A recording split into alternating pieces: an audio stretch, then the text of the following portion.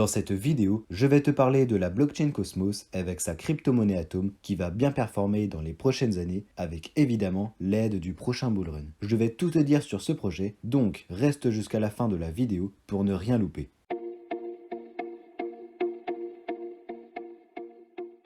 Si tu me découvres dans cette vidéo, ici on parle de finance, d'investissement, de crypto-monnaie et bien plus encore. Donc, si tu souhaites atteindre la liberté financière ou tout simplement devenir riche, tu es sur la meilleure chaîne. Ces dernières années, la multiplication de blockchains de Layer 1 comme Ethereum, Elrond et Avalanche a créé le besoin d'un futur multi-chain où les blockchains peuvent communiquer entre elles. Le problème, c'est qu'elles ne peuvent pas le faire toutes seules, donc des solutions d'interopérabilité sont apparues. Les bridges, mais aussi les projets de Layer 1 comme Cosmos, qui est un de ses meilleurs représentants avec Polkadot.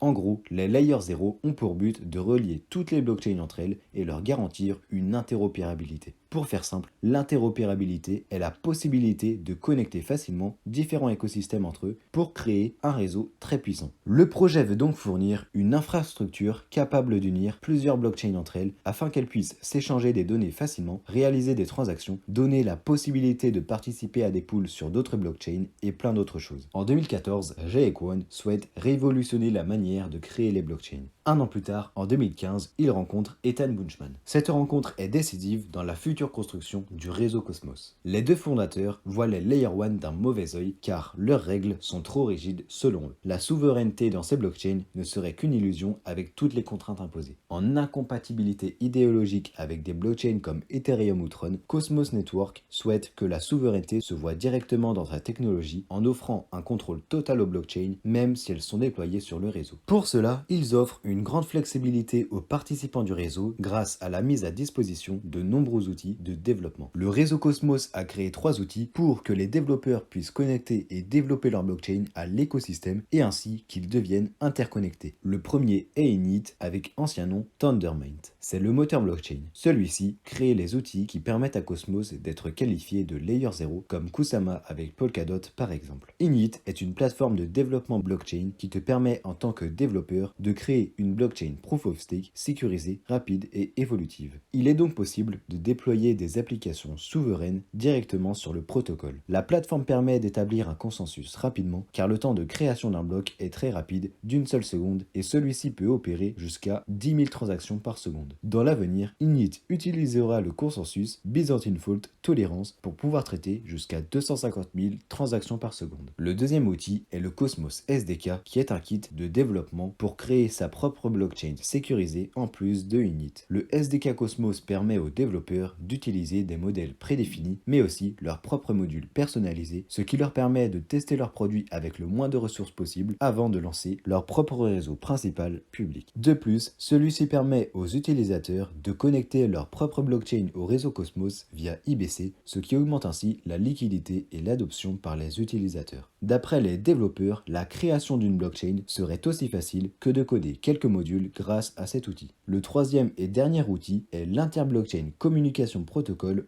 ou IBC. Cette troisième composante est la pièce maîtresse de Cosmos car elle permet de communiquer entre toutes les blockchains individuelles développées avec les outils Cosmos. C'est là que vient toute la force du projet car IBC permet de résoudre l'un des défis les plus importants auxquels sont confrontés les blockchains à l'heure actuelle, le manque d'échange et de communication entre les réseaux. Il va permettre aux blockchains qui n'utilisent pas Init comme Ethereum, Bitcoin ou Elrond de tous des mêmes pouvoirs communiquer entre elles. Et comme peu de blockchains utilisent Init pour l'instant, IBC est essentiel à la réalisation de l'objectif. La blockchain principale de Cosmos se nomme Cosmos Hub et est alimentée par son token Atom. Pour favoriser l'émergence de l'Internet des blockchains, le réseau fonctionne avec un système de zones et de hubs. Les zones sont des blockchains indépendantes et les hubs sont les blockchains centrales qui relient les zones grâce à l'utilisation de l'interblockchain communication. Sans hub, chaque zone devrait se connecter entre elles avec le protocole IBC, tandis qu'avec un hub, il suffit qu'elle se connecte à celui-ci pour être automatiquement connectée aux autres. Le hub principal de l'écosystème est le Cosmos Hub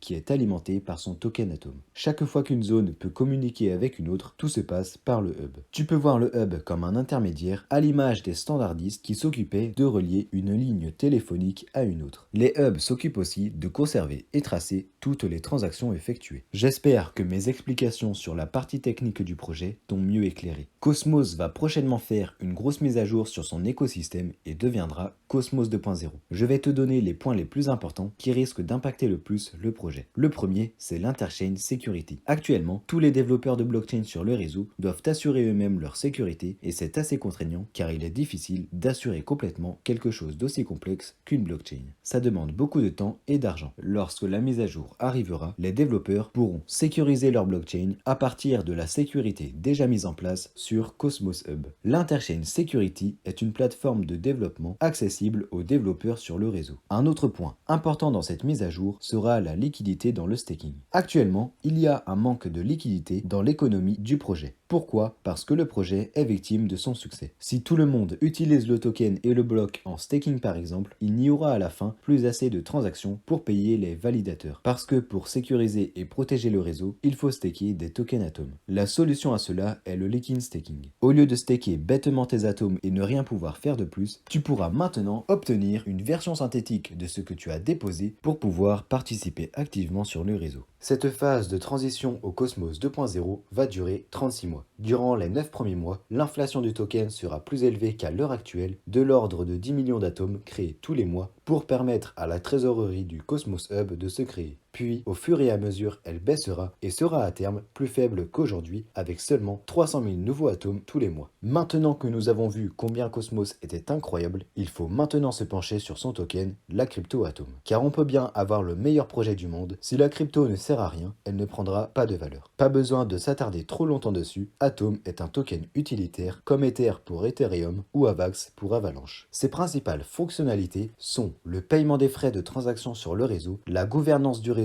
par les possesseurs du token et le staking via les validateurs pour valider les transactions et sécuriser le réseau. À l'heure actuelle, Atom est classé 24e sur CoinGecko avec une capitalisation de 2,9 milliards de dollars. Pour le moment, 292 millions de jetons sont en circulation et il n'y a pas de supply maximal. C'est normal et voulu par les fondateurs car ils souhaitent se concentrer principalement sur la valeur qu'ils apportent plutôt que sur la hype du projet. Pour l'instant, ils ne veulent pas voir de traders court terme venant seulement pour le blé. Mais une offre maximale est tout de même prévue à long terme, l'inflation ne sera pas infinie. Au niveau du portefeuille de ma stratégie en live, il n'a pas bougé d'un pouce depuis la semaine dernière. Je te remercie d'avoir visionné cette vidéo jusqu'à la fin. Abonne-toi, like la vidéo et écris un commentaire sous celle-ci, tu m'aideras à référencer la chaîne. Si tu ne sais pas quoi écrire, tu peux mettre « Je commente pour aider la chaîne ». Allez, je te laisse faire tout ça et on se revoit lundi prochain.